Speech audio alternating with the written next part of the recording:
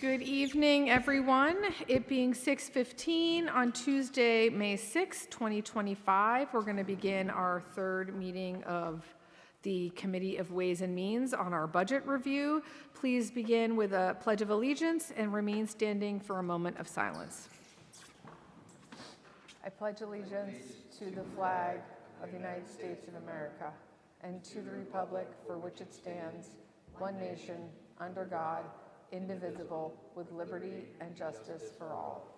Please remain standing for a moment of silence for all those who serve in our military at home and abroad and for their families. Thank you. All right, we will begin with the roll call. Clerk Semino, can we have the roll call, please? Here. Councilor Moran? Here. Councilor Flaherty? Here. Councilor Maglio is currently not here. Councilor Reynolds? Here.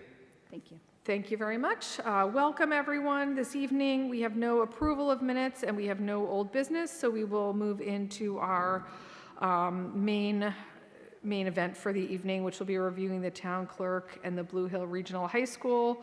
I would like to remind residents watching that on Tuesday, May 27th at 7 p.m., that will be the annual town meeting during which a public hearing will be held, comments will be taken.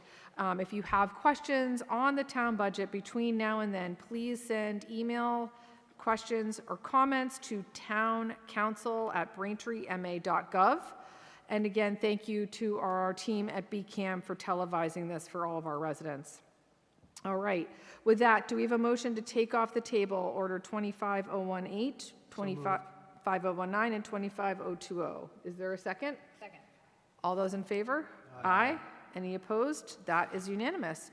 All right, we will start off this evening. Thank you for being here, Clerk Casey, and I see Eric Coca here too from the clerk's office.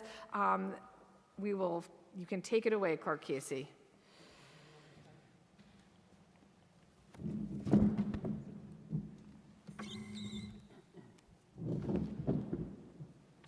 Good evening, and thank you for inviting me here to do my presentation. And I want to apologize for my voice. I'm still recovering from some stuff here.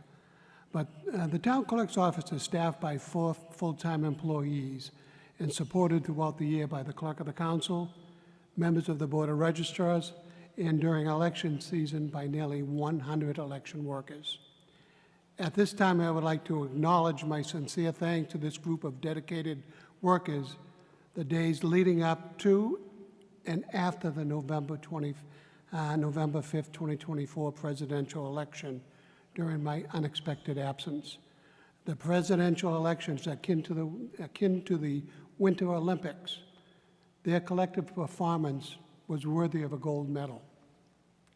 For the current fiscal year, fiscal 2025, the projected year-end expenditures will be near, but most likely less than the $561,000 appropriated. Of this amount, $157,000 was appropriated for elections. Not reflected in the fiscal 2025 budgetary document is a state reimbursement of early voting-related expenditures for state elections of $36,243. Additionally, the state reimbursed the town for a high-speed voting tabulator dedicated for early voting of $54,104, or 93% of the cost of this high-speed tabulator. In total, I received a little over $92,000 in reimbursements.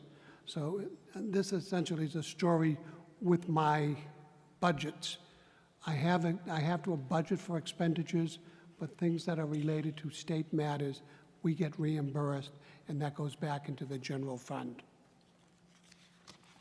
For the new budget year, fiscal 2026, I present a budget of $512,538. It's a reduction of a little over $49,000, or 8.7% below 2025. This reduction is attributable to the costs associated with early voting. As you may recall, under Council Order Number 2501.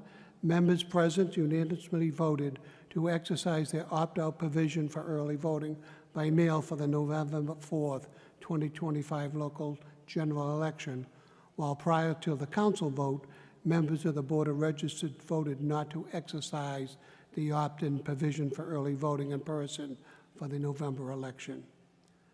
For the most part, non-election items are level funded. If there's any questions, I'd be more than happy to help. Thank you very much, Clerk Casey. And I want to echo your sentiments that you and your staff do an unbelievable job. Town clerks' offices nationwide are under increased scrutiny, and the integrity with which you run that office is second to none. It is something Braintree should be proud of, and really a standard, I hope, for every town clerk's office across the Commonwealth. So sincere thanks to you and your staff for all you do every day for the community and for keeping our elections safe and secure. So thank you. Thank you. Any questions from committee members for the town clerk?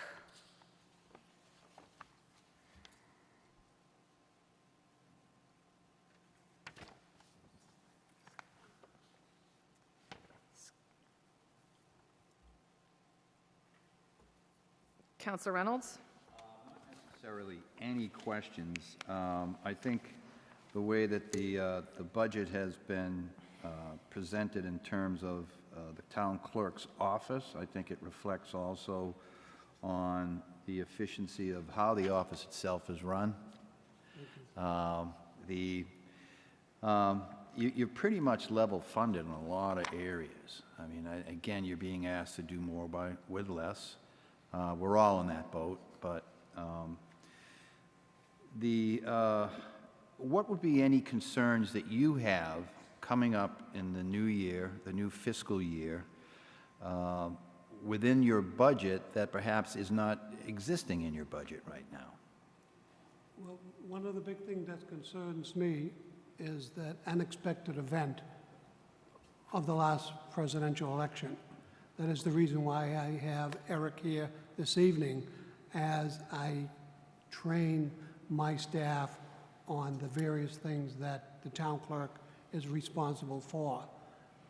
I always warn them every month that some morning I may not be here, so be prepared, and they fully understand that. So training is important to do with the staffing, but I'm seeing at some point in time as elections become more complicated, which they are, and there's some suggested changes that might be coming forth next year, that we may need some part-time staffing to assist us on a longer-term basis. The job is getting more complex with the new legislation coming into play. The state legislatures are dumping more and more work on the town clerk's office. I'm responsible for managing the state ethics responsibilities.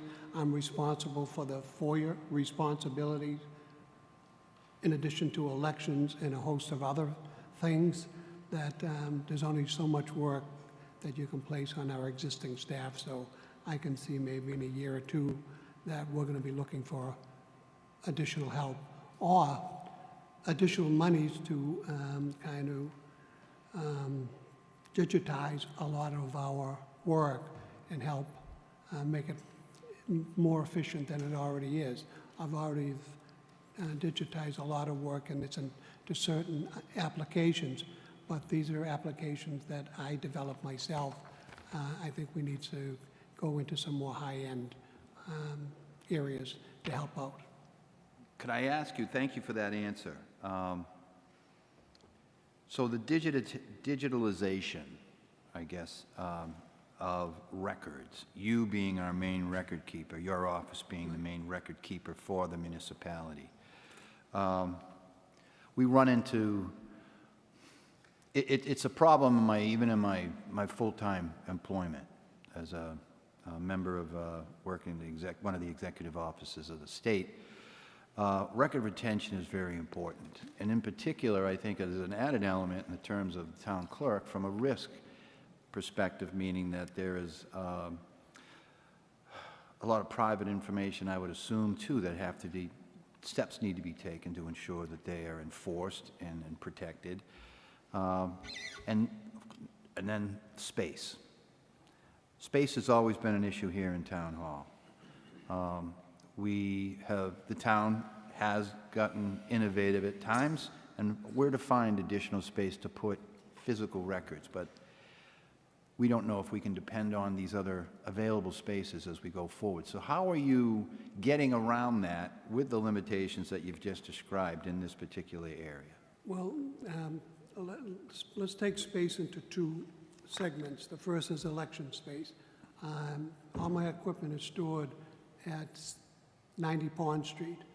I recently, with the approval of the council president, purchased some mobile carts that I can put all of the election equipment on so it gets transported over to the voting centers in a very smooth transition, and knowing that all the election equipment will arrive at the same time when we go build them the day before election. However, I'm looking at ways, and I need to talk to some additional individuals to try to have this equipment stored at the voting centers themselves. Having these carts with the equipment organized neatly into the carts minimizes the amount of space we would really use like we do over Pond Street. So it would be compact, and it would save different departments a lot of time.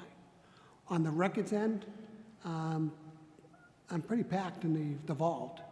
Okay, I know several years back, I put in a big proposal, capital plan for several $1 million to begin digitizing records, starting with the town clerk's office. And then in my proposal, it expanded it out to other departments, so we all had the same equipment, so we could start retrieving the data when it's needed. As an example, recently, an engineering department requested to find out when a street was accepted. That required me to go through about a dozen or so of the old town books to try to find that information. I found that in 1930, the then Board of Selectmen approved for the acceptance of that particular road. It wasn't until 5 years later I found that town meeting actually did it. If I could get this digitized, it's a matter of putting a couple of keywords into the application. We would find that information to assist and minimize some of the work I have there. So this would possibly eliminate a person, not eliminate a person, but eliminating the need for another person if we had it all digitized. And I think this is something that we need to do in the future, but it's costly. It is, and that's an important point. I mean, so from a capital planning perspective, that might be an option to help you get some of that funding to take care of some of that digitalization task that you speak of. And I just have one last question for you that you also mentioned the voting machines themselves and the storage spaces. We talked about availability of storage space. I'm assuming that there's some pretty stringent security requirements of the storage of said voting machines. The physical machines, the guts, the brains of the machines, don't go over Pond Street. Those were in my old office, sitting on a shelf. Anything that is electronic that someone could get into is maintained here at Town Hall. It's only the sideshows of the election voting centers are stored over there, but it's massive. There's so much equipment we need to utilize to build those. Okay, thank you. I appreciate you. Madam Chair, thank you. Thank you very much, Councilor Reynolds. Any other questions for the clerk? Councilor Flaherty? Thank you. So I was just thinking about your comment that the elections process are changing. The standards, the procedures are changing. The fundamental concept isn't changing. but the way that we conduct those elections is changing. And it's critically important for everybody in our town clerk's office to be aware of that, those changes, and be able to adhere to them as we proceed through the elections process, because I don't really think there's much that erodes confidence in our democracy or our local government more than some snafu in an elections process. So but you've never had one. You run these like flawless elections where things run very smoothly, and I have enormous confidence in that. But as I was looking at the budget, I noticed that there's just no budget for meetings or seminars in state. And I presume that that is one of the valuable ways that people can find out more about how these changes are happening and what to expect down the future. And I'm just wondering if you have concerns about the absence of that kind of funding in your budget to be able to attend conferences to learn about what those changes are going to be. I do have $600 for meeting and seminars, but I do not have funding for out-of-state seminars, which I would not attend. I think that we get enough information at the local level to stay within Massachusetts, to find out what the changes are. But I do have, it's on budget. Yes, I do see. Administration, one, Okay. 2, 3, the fourth line from the bottom, So there's just another line, 571001. out-of-state travel. They both say in-state. I just do, oh, then that's a typo. Okay. I'm looking at the one I'm doing. Then you know what? No, it says 572001 says out-of-state travel, and it's all hyphens. It's below the $600. Administration, the first one, Department 16101.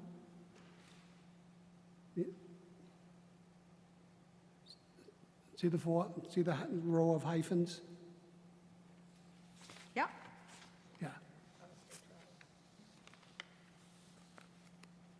Yes, I do see where out-of-state travel has no funding and in-state travel does have funding. I guess it's under, I misunderstood, it's under registration.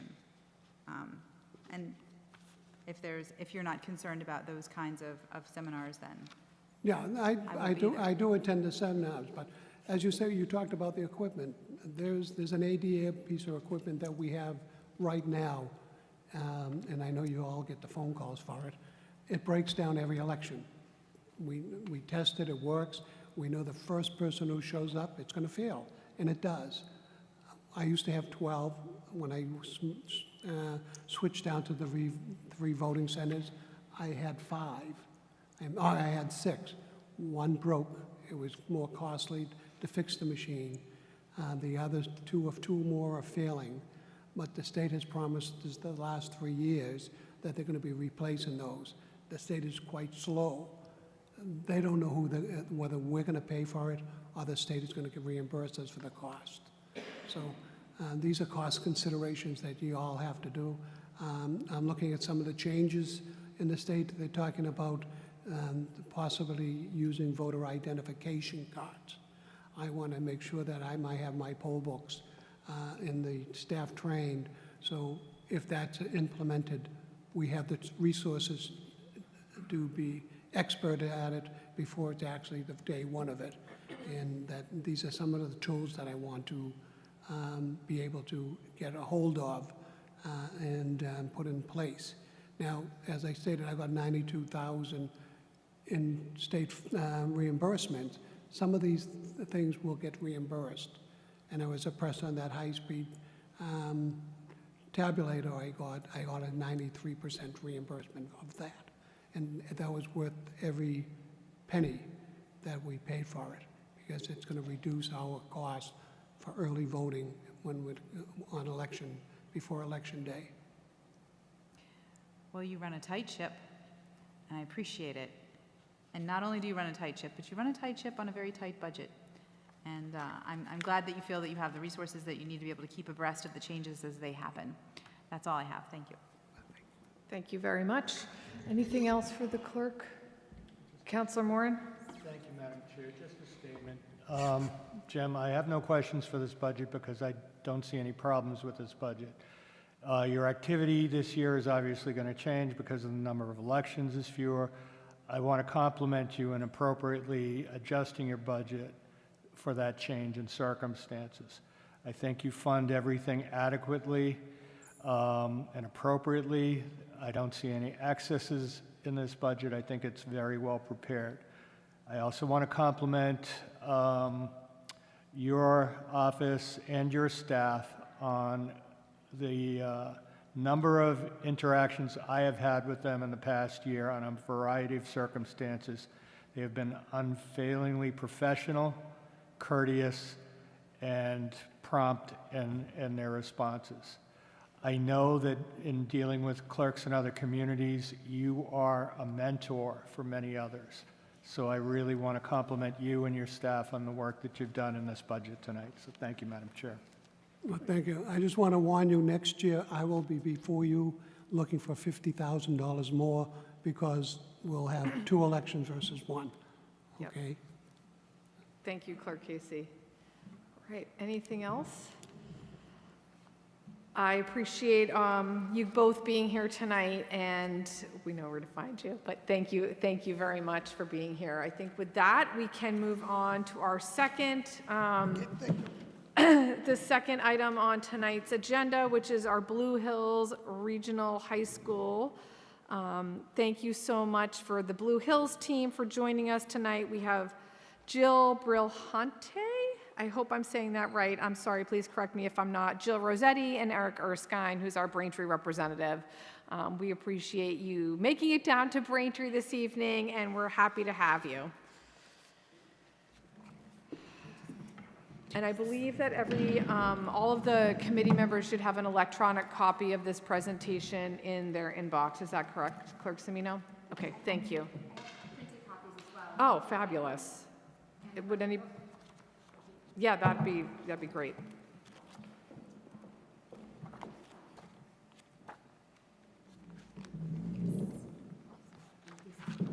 Oh, we have this. Is this in here?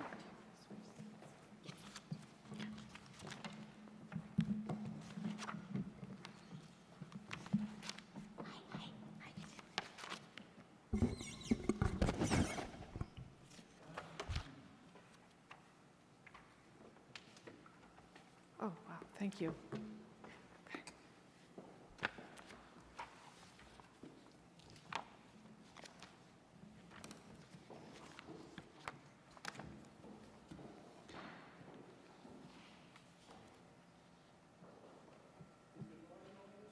Is there audio on your presentation? No, just you speaking, right? Right. No audio on the presentation, Bill? No? No. Yeah. Just make sure you speak into the microphone, Okay. that's Oh, all. we're both going to, You'll have to like, manage share it it. like so. Yeah, thank you. where do I get my, where's my email? I don't have internet.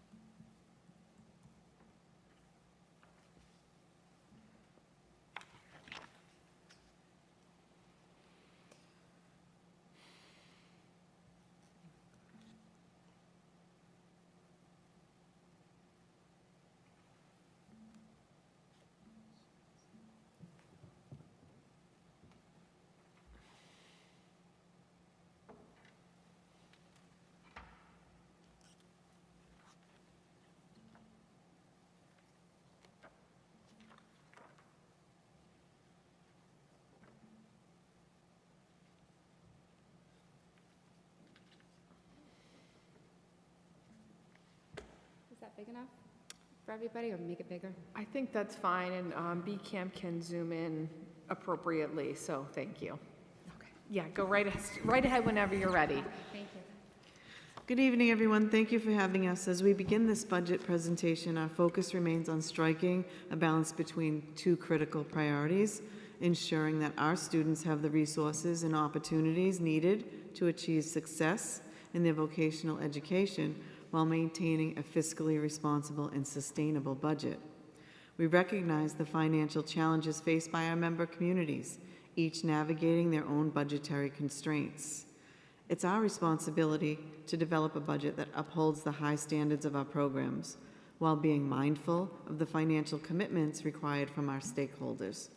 By working collaboratively and making informed decisions, we can ensure that our vocational programs remain strong, accessible, and responsive to both student and community needs. On slide 2, our FY26 budget prioritizes 4 key areas. I'm not going to read the entire slide to you, but you can focus on the 4 key areas: strategic financial management and capital planning, which is ensuring long-term sustainability through structured savings for critical facility upgrades, including athletic improvements. Our future-focused facilities and infrastructure aligns our learning environments with our industry standards, including the proposed dental assisting program, which would be our 18th program, hopefully to open in September of 2026. Academic and technical excellence, expanding career-like aligned programs and enhancing curriculum to meet our workforce demands. And our last goal would be staff development and student support, investing in high-quality educators and comprehensive student services to foster success. Moving on to slide 3 is our budget timeline, and if you focus on the left side of the circle where the adoption is and right below it the budget request, but Braintree is our last town to present to, and we're already starting, yay, and we're already starting to have our budgets approved by the 9 different towns. So that's where we are with that. And then on slide 3, this is our, oh, I'm sorry, I did slide 3, whoops. And slide 4, for the FY26 budget planning process, we must account for the key expense drivers that create financial pressures, limiting flexibility in resource allocation and long-term planning. As shown on the slide, several factors impact the budget, including fixed costs, inflation, technology advancements, and expanding student learning options. These essential investments require careful financial management to ensure that we meet student needs while maintaining fiscal sustainability. So our budget is funded through a collaborative approach using several key sources. These include Chapter 70 aid, the required local contribution set by DESE, the district's E&D funds, special revenue, additional local contributions, and regional transportation reimbursement. One quick question, I'm sorry. Sure. What's E&D? Excess and Yes. Thank you. Excess and deficiency for Yes. the mic. Thank you. Our FY26 preliminary budget totals $27,719,605 for an overall increase of 4.28%, which includes transfers for funding our capital stabilization, OPEB funds, and capital debt service. The attached worksheet outlines the revenue by source for each of the budgeted expenditures. As you can see in your packet and also on the slide, the writing is a little small. In addition, the preliminary governor numbers shows a 2.2% increase in Chapter 70 aid, and we are factoring inflation at 1.93%. To help ease the financial burden on our towns, the district is contributing over $686,000 towards the budget. This combination of funding ensures we can maintain strong programs while balancing the financial needs of our communities. It's important to keep in mind that the governor's figures are preliminary estimates and are subject to change when the House and Senate deliberate on the budget, with the final official spending coming from the committee in June. And the Senate had just passed their budget just either today or yesterday. So we're a little, this is a little old. On slide 7, this is our budget request summary breakdown, organized by function categories for both salary and non-salary expenditures. This breakdown provides a clear view of how resources are allocated across various operational areas. Next, we will take a closer look at each category and highlight any major changes if they're applicable. On the salary accounts, we will be in the second year of a 3-year contract under union contractual agreements.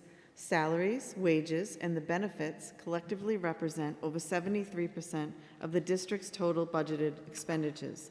The salary and wage budget support 148.5 full-time equivalent positions, reflecting the district's commitment to staffing and employee compensation.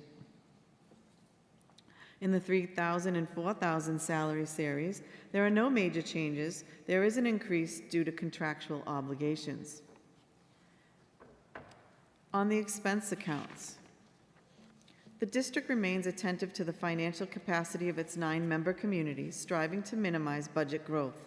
This year's budget is supported by Chapter 70 aid increases and the use of excess and deficiency funds, also known as E&D. Additionally, funding has been allocated for the 5th year of the SOA initiative, reflecting the state's continued efforts to stabilize educational funding and address underfunded mandates impacting districts. Through data-driven decision-making, Blue Hills has effectively reallocated resources to meet the evolving needs of its diverse student population. This strategic approach, combined with a strong commitment to securing competitive grants, has helped mitigate rising education costs driven by inflation and supply chain challenges. The DSC line decreased due to FY25 additional legal expense for our OPEB documents. We had a decrease because we don't anticipate that to happen again next year. The superintendent line, the 1210, decreased due to reallocation of district annual dues. And the legal services line decreased due to settlement of all of our contracts, which was fun, in FY25. District technology decreased due to hardware repair as new computers were purchased in FY25. You know, as you have new, you have less things that break, so off we go to the 2000 expense series. Focusing on text and instructional materials lines, due to the purchase of textbooks and curriculum, especially for our electrical program, every year, 3 years, we're required to buy code books to update our electrical code. Other instructional materials line increased due to the purchase of supplies for all of our 17 programs and our academic classrooms. Instructional technology is decreased due to purchase of our computers, which we just talked about, and instructional hardware line decreased due to less repairs. Moving on to the 3,000 expense series, the transportation line increased due to contractual increase for services, and our athletics line increased due to additional costs for coach buses, for games, ice time rentals, and our athletic trainer contracted services. As you know, it's very difficult to secure an athletic trainer. And a 4,000 expense series, maintenance of grounds line decreased due to a trend. We took a close look at those lines with the facilities director. Our maintenance of buildings line increased due to increase for contracted services such as hazardous waste, supplies, and materials for the building. And our maintenance of equipment line decreased due to need. Building extraordinary maintenance increased due to reallocation of expense for replacements of student desks. And our network infrastructure line increased due to contracted services for things such as Microsoft, Cogent, AT&T, antivirus software, digital persona licensing, which is our personnel badges, and replacement of a storage area network server. On the 5,000 expense series, employment retirement line increased due to PERAC FY26 schedule, and our insurance programs, insurance for retired employees line increased due to GIC costs for health insurance, which I believe, and correct me Jill if I'm wrong, was a 14% insurance increase. We are still waiting for our building insurance increase, which we think will be in line, double digits. Moving on to the 7,000 and 8,000 expense series, improvement of buildings line increased due to stabilization, trust fund transfer, An improvement of equipment line decrease due to reallocation to extraordinary maintenance. And lastly, our long-term debt principal and interest line decrease due to selling our last short-term ban in November of 2023. Now we're going to shift focus and discuss the assessment calculations and how we determine the total assessments for each town. This is just the foundation budget, which is the minimum funding requirement by the state for education, and this is the Chapter 70 foundation formula that I know that you are all aware of. There are cost rates associated with 11 different spending categories, and they take that with the local income effort, which for FY26 is 1.5699%, and they tax that by your residential income. And there is 13 enrollment categories and demographic groups that make up the district's enrollment numbers.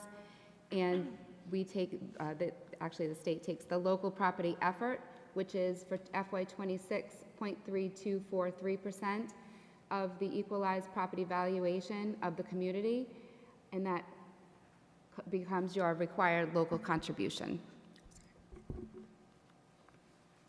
The foundation budget, which is the minimum funding required by the state, totals $20,652,851, which is an increase of $11,905.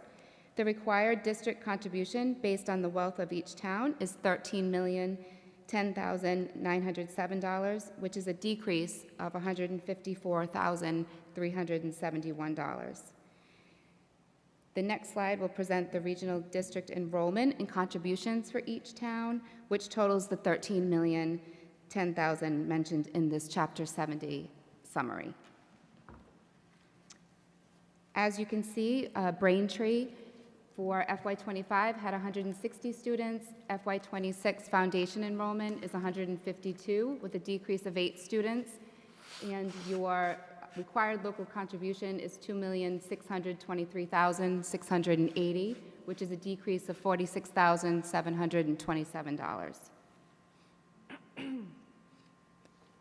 Our assessment rationale has 4 key factors in calculating the 2026 assessment. They are the MSBA renovation project debt service, the enrollment changes at Blue Hills, changes in the school's operating budget, our excess and deficiency fund allocation, and the foundation budget and minimum required contribution calculations from the Department of Ed.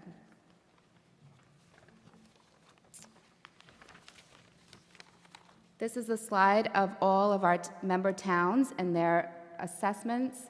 As you can see from the far left, you'll see the changes in student enrollment for each town. Next, we have the required contributions as determined by the Department of Ed and the governor's budget for each town. The Blue Hills operating budget assessment represents the excess expenses above the required contribution amount. And in accordance with our regional assessment, we calculate each town's share of the capital renovation assessment using a 4-year enrollment average. The percentages used for this calculation are shown in the next column and are applied to the long-term debt principal and interest of $2,257,430, which determines each town's portion of the debt. So the total requested for FY26 assessment is $18,421,248, which is an increase of $481,235 overall over FY25, with Braintree's assessment coming in at $3,501,353 for an increase of $60,593.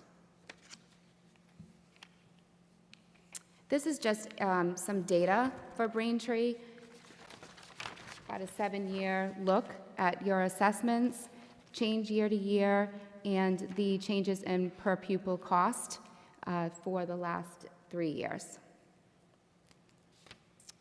And that concludes our presentation, and we welcome any questions. Thank you so much. Always thorough and always clear, and really appreciate the level of information that you're able to provide us every year in such a succinct fashion. It makes it very easy to understand. So thank you for breaking down a complicated topic. Any questions from the committee on Blue Hills? Councilor Moran. Thank you. Good evening. First, I'd like to ask about the increase in the school security line in the 3,000 and 4,000 series from 95,000 to 106,000. You're experiencing a reduction in student population, but you're increasing that line for security. Could you explain to me what the rationale is for that? The 3,600, which line are we talking? School security, 3,600. The resource officer? I'm on the 3,000, 4,000 series. It doesn't say, it says school security. I'm just asking about that. Oh, it must be under the 4,000. It's there's no numbering of the pages. It's under the salary series versus. Oh, we're on the expense salaries. Under the series. salaries. Okay, I was on the expenses, sorry, didn't understand what you were referring to.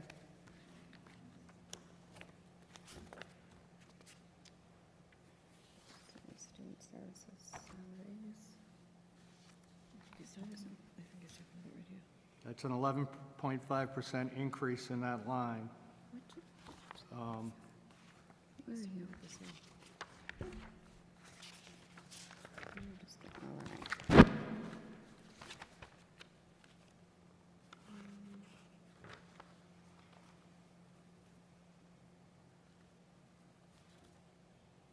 So we have 1.8 FTEs that are in that line.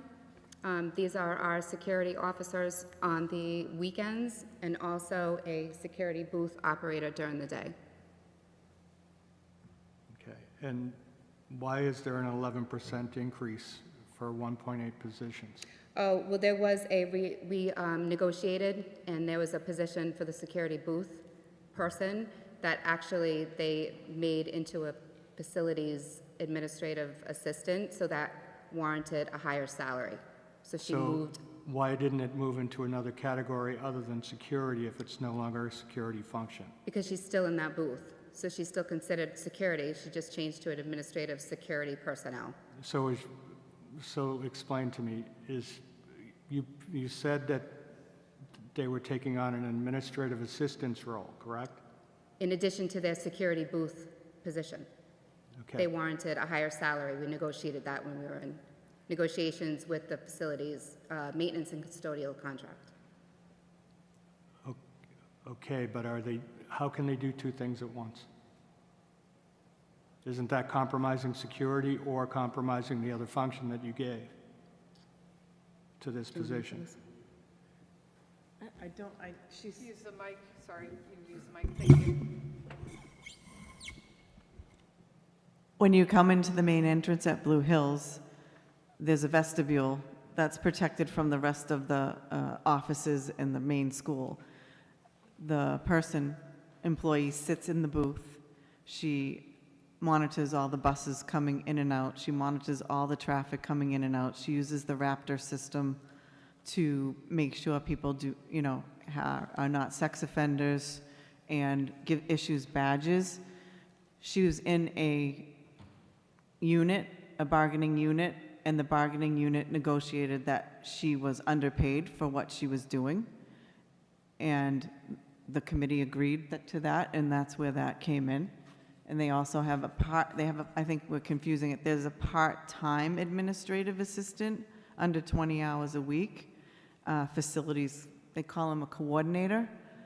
He's over in a different building, and he answers the phone and helps with bids and all sorts of other administrative tasks and paperwork. Okay.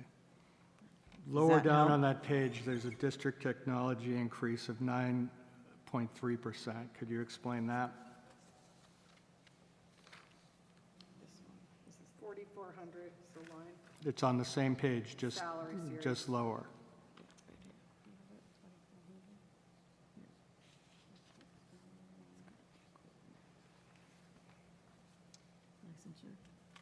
Well, there's multiple people in this line. We actually had a new hire that came in at a higher rate for FY '26 with increases for the salaries that were negotiated going into FY '26. So we hired at a higher rate for the person that we replaced recently for this year. All right. Turning to the municipal assessments page, please. According to your statistics, Braintree is going from 160 to 152 students, correct? Correct. They're going down in total population by 5%. Nonetheless, despite having fewer Braintree students, our assessment is increasing by 1.76%. Similar community, or another community, is losing 4.9% of their population. They're seeing a reduction in assessment of 2.08%. Could you explain to the people, the residents of Braintree, how it is fair to them to bear a higher assessment when they're losing a similar amount of population and not seeing a decrease that another community is? Well, as you know, all communities are not the same. So it's based on wealth, and it's based on, different towns. So the decrease, one, was because your required contribution was lowered by $46,000 from the state. That's the first thing. The second thing is the rolling enrollment enrollment for the 4 years for the debt service. So that, in turn, adds to the percentage, which gives you the increase of the $60,000. So, our cost is still going up, regardless if there's less students of, 8. I understand what you're saying. However, there's many factors that go into the formula. Not just, not every town is the same. So, I understand every town isn't the same. My question was, do you think it's fair that Braintree has the same proportional reduction in number of students as another community, and one sees a 2% decrease, and the other sees a 2% increase? I unfortunately don't make the formula. So, I feel bad for all towns that are with the burden of supplying the educational dollars. However, it's the formula. Okay, thank you. Anything further, Counselor Moore? No, I'm all Okay. set, thank you. All right. Any other questions from the committee at this time? Counselor Reynolds. Thank you, Madam Chair. Good evening, folks. Welcome. Okay, just a couple of questions here. Most of my questions are from the book and the roll-up, so there may be some underlying detail that might be more straightforward to answer some of the questions that I have. I do see that I'm focusing on decreases, your change in expense accounts from a district leadership of 1,000 series. You've dropped $54,000 there. Is that a matter of just seniority turnover, or? Are you talking about salary, or are you talking about non-expense? I'm talking about the expense account, district leadership and administration. For This salary? would, page 22 of the book. Yes. So are you referring to the salary, or are you the expense accounts? The top? Are you referring to the Expense top? accounts, expense Expense accounts. accounts, okay. Yeah. So with that, we did a lot of reallocation of expenses. I went through the budget to see where things have been historically charged, and a lot of things were hitting the superintendent's office that shouldn't be. It should be aligned with the district school committee versus the superintendent's office. And that's where you'll see there's, one, we reduced costs for next year. Two, we reallocated a lot of expenses to where they should be when I report on the E&D to the Department of Ed. Okay, so you're not actually saving money, or you're just moving the money into more appropriate line items? We did both. We did both. We really looked at membership too, to see if some of the annual memberships that were used for the, past years, if, really getting your bang for your buck, Got there it. were things that they dropped. Okay, so that's, all right, well, thank you. Yep. And with that, I see the next line, the 2000 series of the expense accounts, again, you're down almost $75,000 in the instruction. Is that another realignment? It is another realignment, and I will give you actual, I think there's-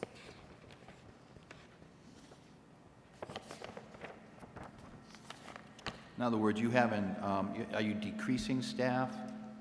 So if you're referring to the non-salary, the expense accounts, The expense accounts. that is not salary. We are not reducing staff at all.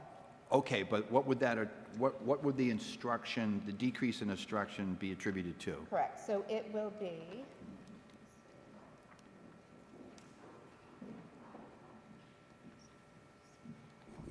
sorry. So we reduced our professional development in service. Okay. It has changed a lot since COVID. Right. So yes. Okay, that's good. No, I think you're good there. You don't need to go any further on that. This is helping filling in some Sure. gaps and understandings that I have had or lack. There's just a few other items. So I see here that you have special education services for students as well. What percentage would you say of your students are in that category? Almost 30%, 30%. almost. All right, terrific.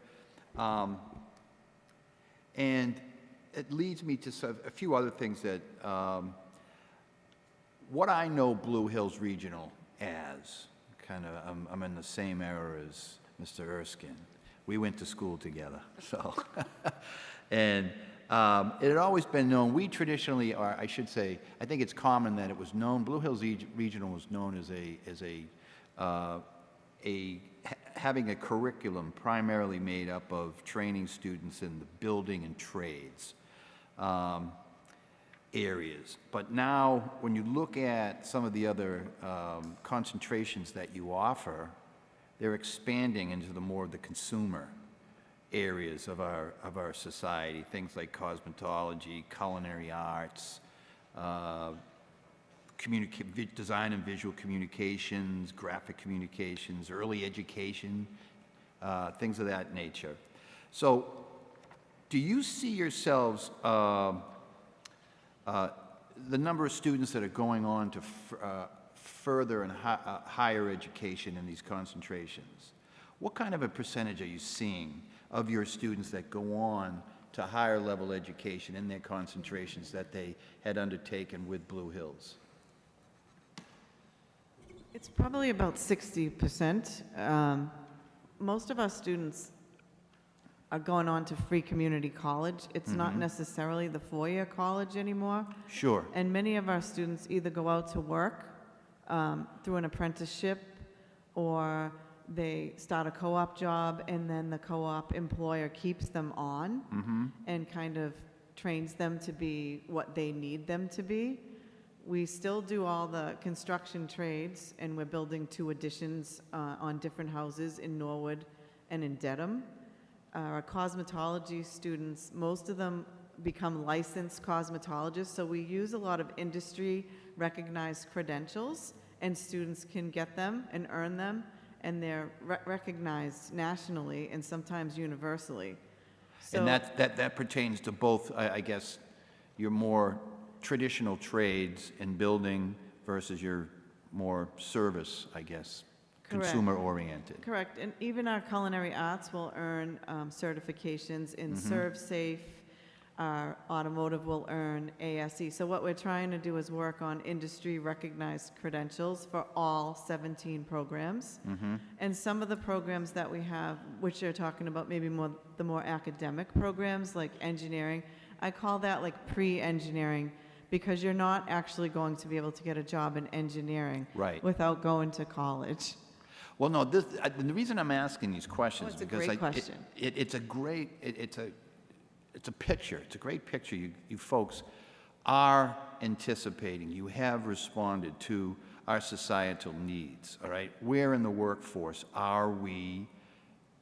Do we need to backfill? Do we have to find qualified workers, employees? And I do want to illustrate that, and I want to point out that Blue Hills Regional High School has done a really great job in anticipating that. Again, I'll refer back to my days with Eric when we were growing up in high school.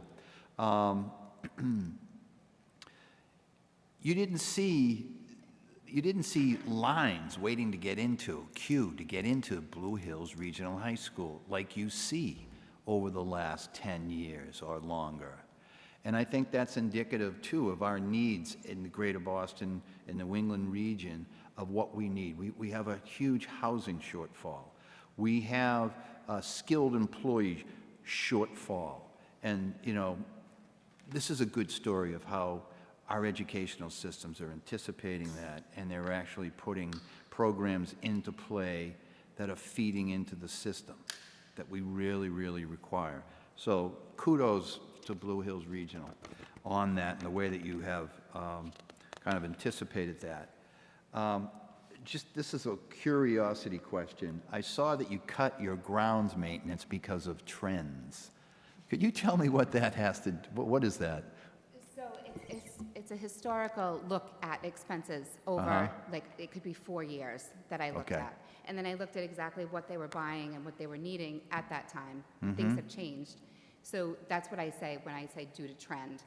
It's just historical expenses. Well, good. And that tells me that's an illustration of you really looking at, you're just not taking things for granted, filling it in order we do last year. Correct. And you have a beautiful campus. Beautiful. So it was a question that I needed to reconcile. Thank you. Thank you. Thank you, Madam Chair. It's not no mo may, Joe. Yeah. Okay. Councilor Maglio, go ahead. Thank you. This, as usual, is fantastic, and I appreciate all of this information. Can you remind me, is there any contribution from the families of the children who go there? Is there any part that parents pay for? Every year, they have a $45 fee that students have to pay all 4 years that they are there. Okay, sorry. So you said $45? It's a student fee A student fee, that's it. to participate in all sports, all Wow. activities, all clubs. Buses? Buses, Transportation? our regional transportation covers that. 81%. So they would pay 19%, the family would be assessed? For transportation? I'm sorry. Oh, go ahead. You can do it. Transportation. So the transportation, we just get refunded from the state 81%. Blue Hills picks up the balance. I or gotcha. Our member towns pick up the balance. Okay, wow. All right, thank you very much. That's all. Thank you, Councilor Maglio. All right, I have one quick question.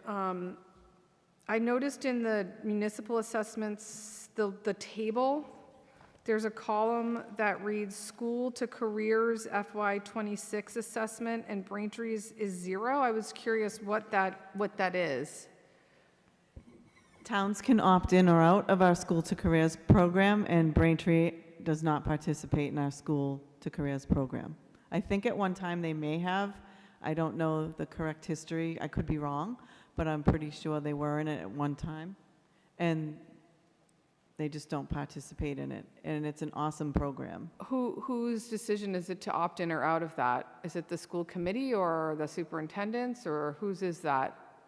I would believe it would be the town's decision. And the Director Esmond, could we get an answer on that? Please. Thank you. You're welcome to join. Yeah, I'm curious as to the rationale and the cost and the decision-making process in town, which, if you don't know, we'll find out. So thank you for that. And then my next question, kind of piggybacking on Councilor Reynolds, is Blue Hills Regional involved at all with the clean energy sector, Mass CEC, Mass Clean Energy Center, or any of the careers that is the governor's trying to promote in the clean energy sector? We do a little of that with our electrical program, but we're not fully involved yet. Okay, well, maybe for the future, that would be a great opportunity with, hopefully, wind farms will be coming back. But there's time to get up to speed on that now. Okay, thank you.